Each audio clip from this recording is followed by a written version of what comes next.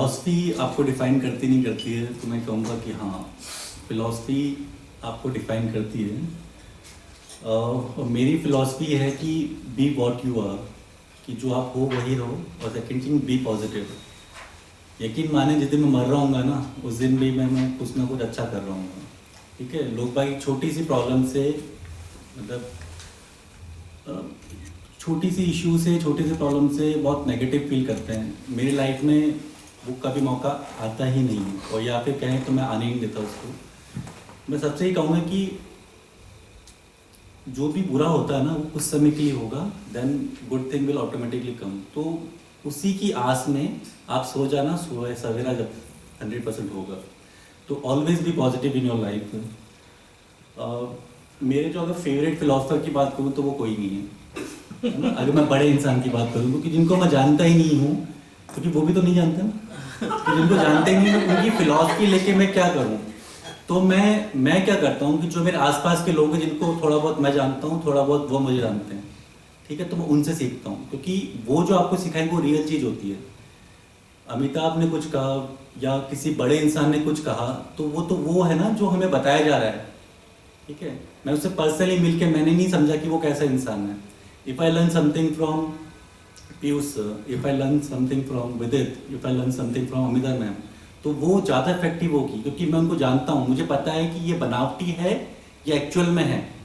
ठीक है, तो वो फिलोसफर जो है ना, वो मेरी लाइफ में ज़्यादा इंपॉर्टेंट है। वो एक बच्चा हो सकता है, ठीक है, जैसे मैंने एक बार ये शेयर किया था, वैशाली नगर में मेरे साथ में घटना हुई थी।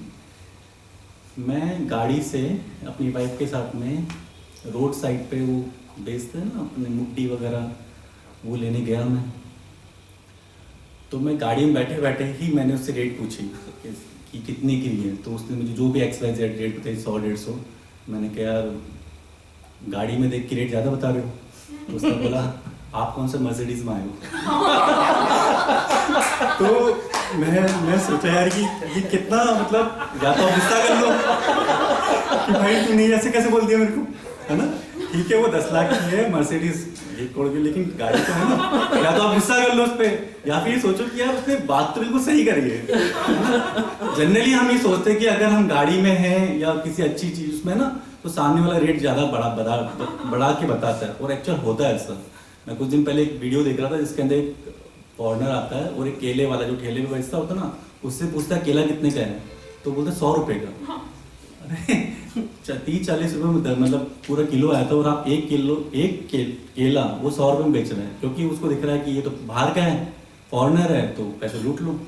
तो ये चीज़ें आपको डिफाइन है, तो आप सीख किसी से भी सकते हो।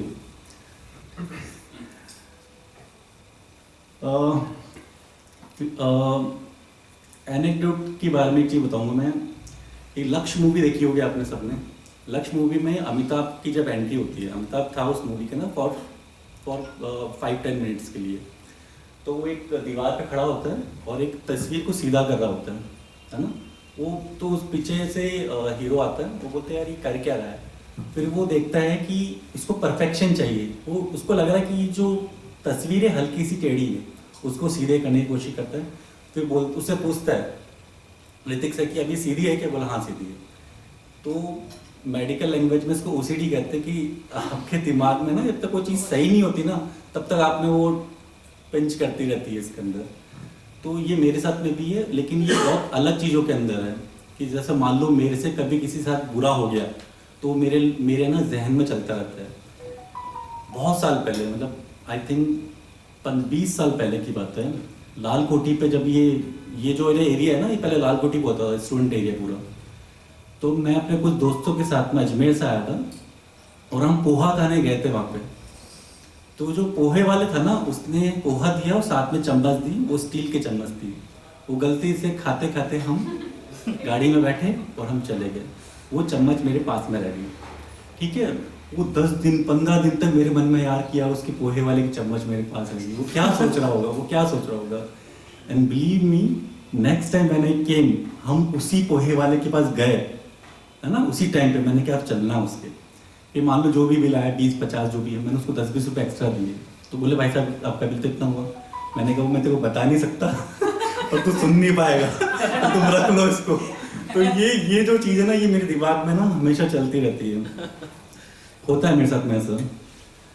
और मेरे हिसाब से अगर आपके मुंह पे आपकी बुराई और पीठ पीछे बड़ाई हो रही ना, तो समझ लेना आप लाइफ में कुछ अच्छा कर रहे हैं। क्योंकि जनरली ऐसा होता है कि लोग भूले भटके जानबूझ के किसी तरीके से आपके मुंह पे तो बड़ाई कर देंगे, लेकिन पीठ पीछे आपकी बुराई करते रहेंगे। लेकिन उल्टा अगर ऐसा है तो समझना सही में आपने लाइफ में कुछ करा है। और लास्ट चीज़ मैं ये बोलना चाहूँगा कि अगर आप लाइफ में आए हो ना, मतलब इस कलयुग में आपने जन्म लिया है, तो लाइफ को एंजॉय करो। ये योगी बनना है ना, ये कोई फायदा नहीं है। दुख आप समझो, भगवान ने आपको भेजा है, ठीक है, तो आपने सुबह 6 बजे जाके गुलाब जी की चाय नहीं पी, ठीक है, 2-4 अफेयर नहीं करे, शादी नहीं करी, बच्चे नहीं करे, और मतलब वो जिंदगी वाली जी रहे हो, तो आए क्यों भाई यहाँ पे? इंजॉय करो लाइफ को इंजॉय करने के मैं नशे के बिल्कुल खिलाफ हूँ। I never take any. तो मेरे हिसाब से कि टॉक्सिक चीज़ों के अलावा जो भी लाइफ में अच्छी चीज़ है ना, वो सब करनी चाहिए, कुछ भी हो भले। इसलिए तो जीवन है अपना। तो जब तक जियो, एक तो हर साल अपनी उम्र कम करो, एज बार बढ़ती रहे लेकिन वैसे कम करते रहो। तो पिछले साल मेरा थोड़ा खराब गया था, तो हेल्थ इश्यूज, लेकिन मैंने सोचा था पिछले साल में कि मैं अपनी उम्र को 2-3 साल कम करूँगा। कम मतलब मैं यंग और ज़्यादा होऊंगा। तो वो सेम चीज़ इस साल भी रहेगी। वो 70 तक 27 का रहना, यही मेरे फिलॉसफी है कि मैं 70 तक जब तक हूँ तब तक मैं मन से और शरीर से 27 का रहना।